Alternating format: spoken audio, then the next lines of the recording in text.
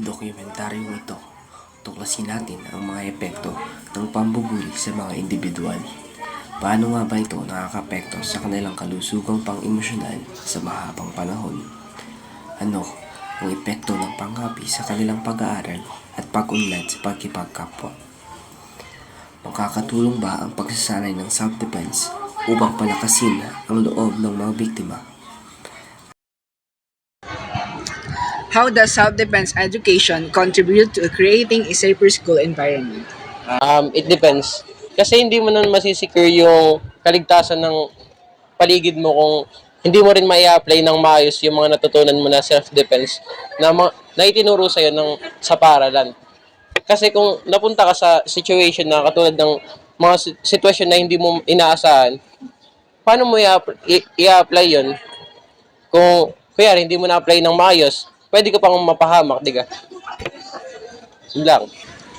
Next question. Can self-defense training empower victims of bullying? If so, how?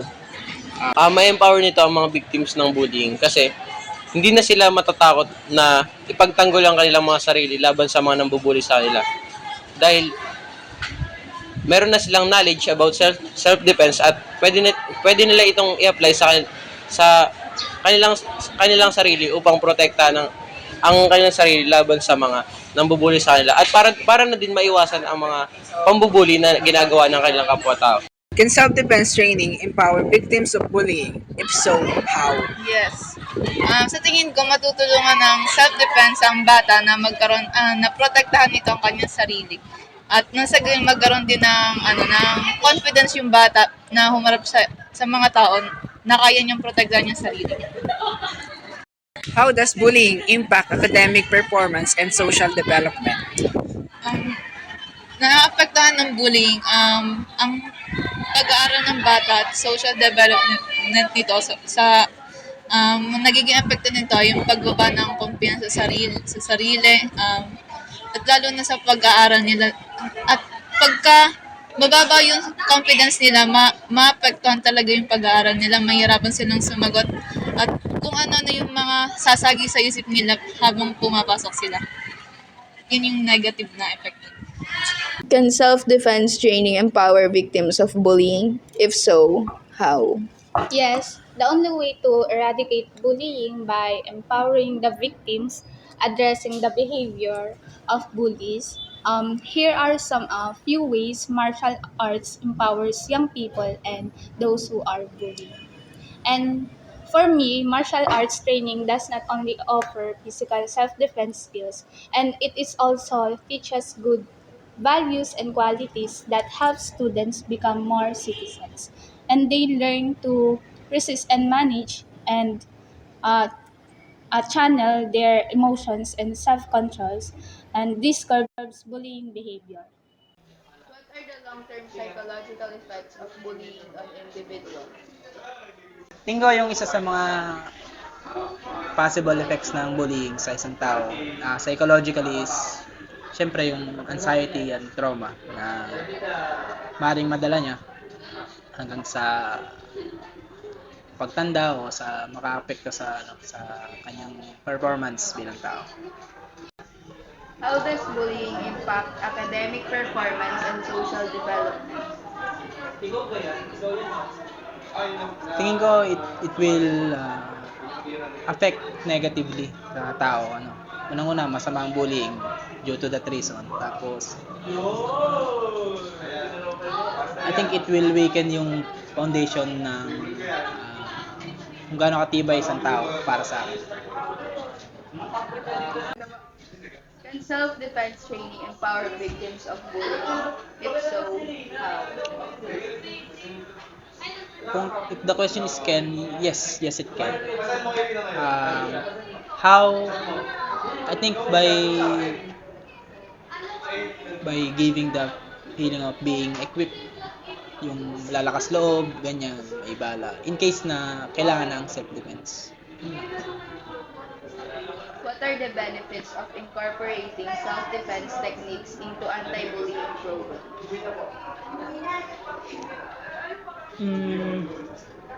I think makadaragdagan yung Kasi isa sa tinuturo anti-bullying is yung confidence ng isang bata, yung self-esteem nga.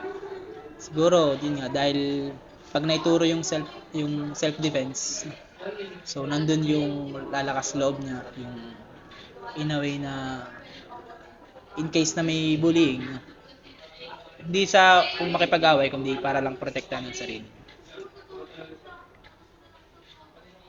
How can self-defense training build confidence and self-esteem in individuals? As I said, yung wag dito, ma-integrate yung yung pakiramdam na equipped ka in case or handa in case na magkaroon ng bullying. At saka bukod sa physical, mental, self-defense may dagdag na parang skill. So mabubus yung yung confidence na sinasabi natin. Long-term psychological effects of bullying on individuals. I think that it makes an individual experience mental diseases because bullying is a situation where individuals are being hurt and damaged physically, mentally, socially, spiritually, in all aspects of their life. And in their psychological, it creates a big impact on their thinking, their confidence, and it may cause serious damages like depression, anxiety, or even pagkabaliw. How can self-defense training build confidence and self-esteem in individuals? Again, how can self-defense training build confidence and self-esteem in individuals?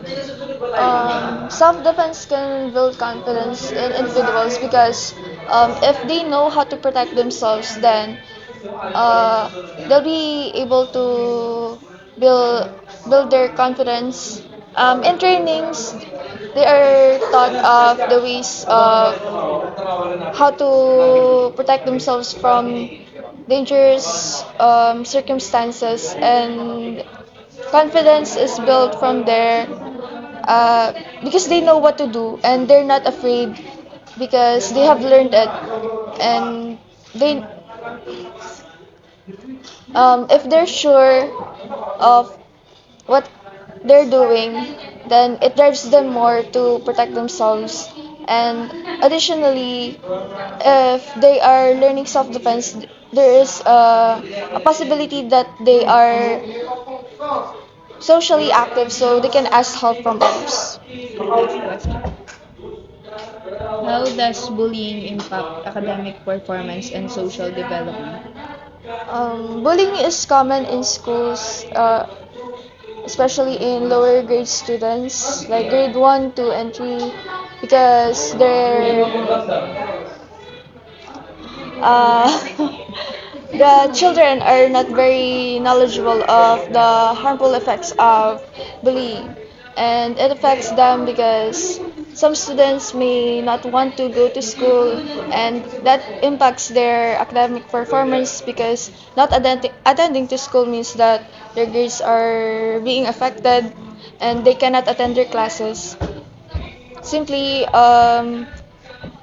bullying is very harmful for the students in their academic performance. How does self-defense training foster resilience and mental well-being in victims of bullying? Siguro ito ba yung may harm na nangyayari? Hindi lang verbal na bullying kasi may self-defense na. Sige. E di kumbaga kung may alam ka sa self-defense, kumbaga, hindi mo ma-feel na ikaw ay hindi mo ma-feel na ikaw ay walang laban, kumbaga. Or hindi mo alam yung gagawin once na nangyari yung bullying. And yun, self-defense training ay somehow nakapagbigay ng confidence dun sa mga taong nabubuli. And yun. And yun nga, education. So, ah madalas kasi sa mga nabubuli, kung makikita niya ay lack of confidence talaga yung meron sila in common. Para sa akin, based on my observation din. And yun, if you know how to handle bullying, and basta nandun ka sa situation, siguro, yun, malalesen yung impact din on how you can view yourself as a person. Pero, so, kumbagay, yung self-defense education ay hindi magiging sapat din talaga kasi yung problema wala doon sa mga nabubuli kundi doon sa mga nabubuli. So, ang magagawa lang nun ay ma-mitigate or mas malesen lang talaga yung impact ng pagiging ng bullying. Yun, para sa akin.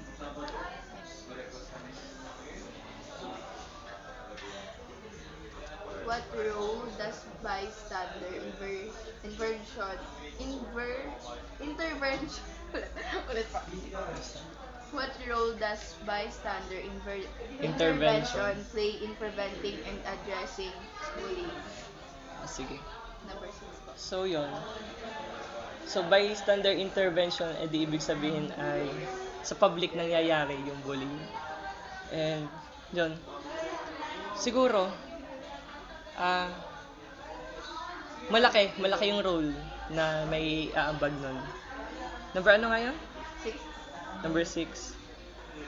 Yan, malaking role ang maambag nun when nangyayari ang bullying. Kasi, bukod sa nakaka-feel ng somehow security yung nabubully kasi alam niya may tutulong sa kanya.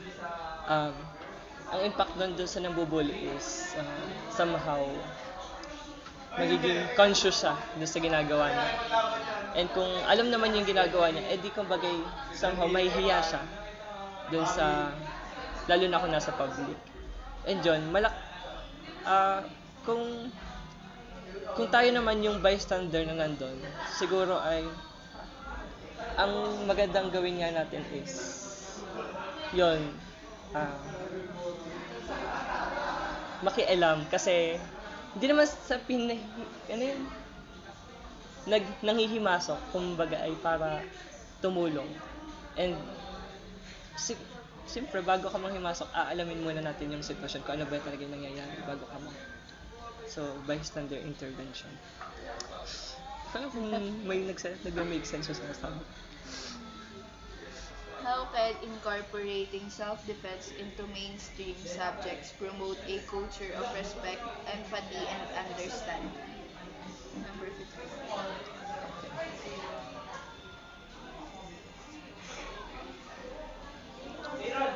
Okay.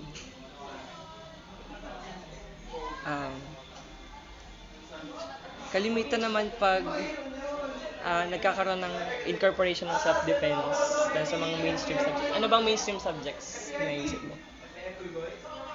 Kasama ba dito yung social media? Or kumbaga ay curriculum na sa kumbaga may subject na natatakal yung self-defense? Ganun. Siguro ay awareness lagi. Doon naman kasi nagsisimula lahat na ma-address yung problem sa awareness. And once na nagkakaroon na ng awareness sa mga bata, lalo na sa mga bata kasi ang bullying naman ay kumbaga ay more or talamak sa teens, tama ba? Yata, gano'n. Doon nangyayari din siya sa pagdating ng adulthood. Pero yun, somehow ay makaka-apekto siya in the way na both parties are of course aware and know the consequences and the effects of what they're doing. Parang ganun. And yun, tama gayon, how can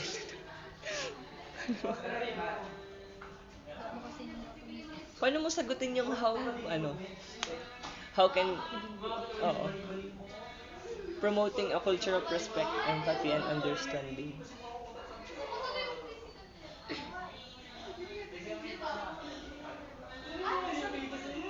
Ang naisip ko dito talaga ay social media awareness din. Lalo na pagdating doon sa respect, empathy, and understanding.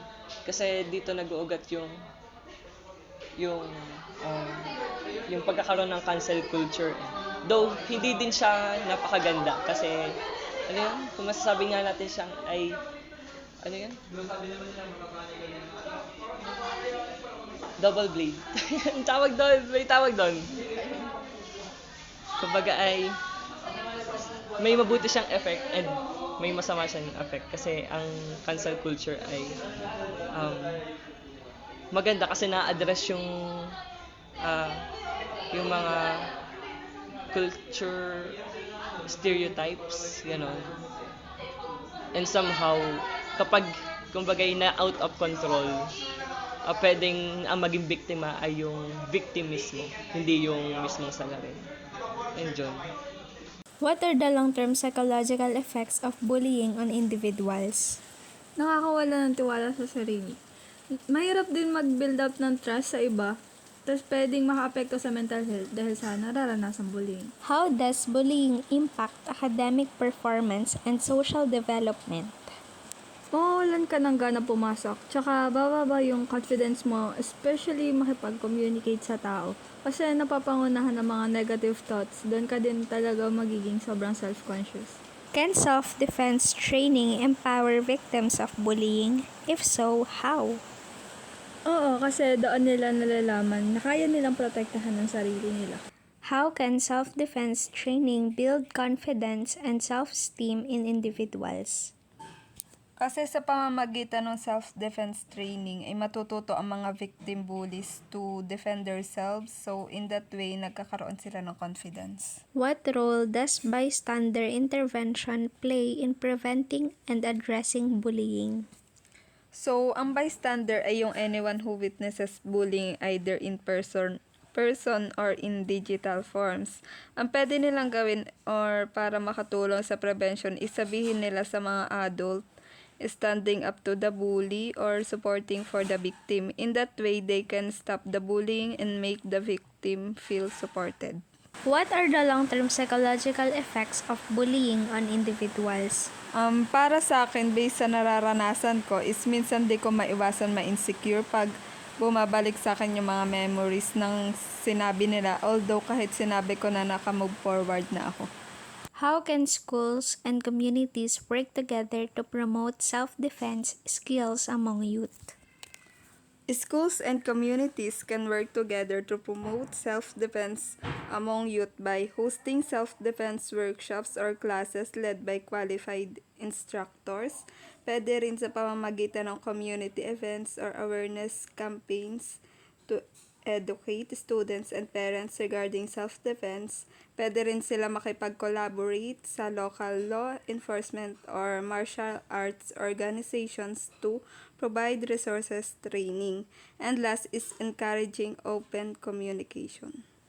How does bullying impact academic performance and social development? So, yun nga, nakakawala siya ng confidence. Sa tingin ko kaya rin ako mahiyain or nahihirapan ngayon makipag-socialize. Can self-defense training empower victims of bullying? If so, how? Oo, because in that way, it can build na the confidence of oneself to protect itself from any verbal or physical abuse.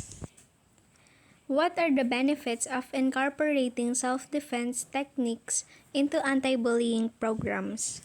Iyon nga, magkakaroon ka ng confidence to defend yourself, lalo na kung sa physical abuse. How does self-defense education contribute to creating a safer school environment? Ang self-defense education teaches skills to protect themselves from harm. By knowing how to defend themselves, ang victims ay mas mapifeel nila na confident sila at empowered. Ang self-defense education din ay it promotes a culture of respect. Are there any legal implications for using self-defense techniques in response to bullying? Oo naman, dapat may legal implications para sa paggamit ng mga self-defense. Kasi kahit ang isang tao ay may karapatan na ipagtanggol ang sarili, ay dapat di pa rin ito sumusobra or umaayon sa ginagawa ng isa, or it is within boundaries of the law. Yun nga, ang labis na paggamit ng puwersa or defense na nagdudulot ng harm or pinsala na higit kinakailangan para sa protection sa sarili ay maaari nang humantong sa mga legal consequences. What are some effective self-defense strategy for different types of bullying scenarios? Effective self-defense strategies for different types of bullying scenarios ay ang paghingi ng tulong mula sa mga pinagkakatiwalaang authority, pagsasanay ng self-defense kung needed. Sa verbal bullying naman ay maaari nang maging effective ang pananatiling kalmado. Can self-defense training empower victims of bullying? If so, how? Yes, self-defense training can empower the victims of bullying. First and foremost, siguro nada-divert yung focus of the victims from the incident or from the bullying itself to improving themselves. So, syempre, hindi naman kapag training, hindi naman ibig sabihin nun mag-isa ka. So, ibig sabihin nun may makakasama ka. And by that, ma-encourage yung victim to still socialize with others instead na parang magda-lock indoors siya or parang kumbaga iiwas siya sa mga tao. And aside from that socialization, pwede rin siyang i-divert yung focus niya dun sa pag-improve niya mentally and physically. Kasi to learn self-defense, dapat may physical wellness ka as well as mental ability to handle the stresses na may experience mo during training. Tapos bukod dun, siguro rin nga, mapapanatag yung victim na kapag they know self-defense, they may be able to avoid certain circumstances kung saan maaapi sila. Kumbaga may ipanlalaban sila sa pang-aapi. At bukod doon, siguro, kunwari, may inspire yung victim to pass on their knowledge of self-defense to others. So, ibig sabihin nun, instead na parang sasarilihin niya yung mga experiences niya, pwede siyang mag-inspire ng other victims or other students to mismong avoid bullying na kagad. Kumbaga, battling or extracting the root cause of the problem agad, which is yung practice nga ng bullying. Pero kung sakaling hindi naman, ayun, pwede niyang ma-experience yung pagiging inspiration to others. Pwede niyang maipasa yung pagtuturo or yung self-defense na nalaman niya sa ibang tao. And dun iikot yung magiging focus niya. So,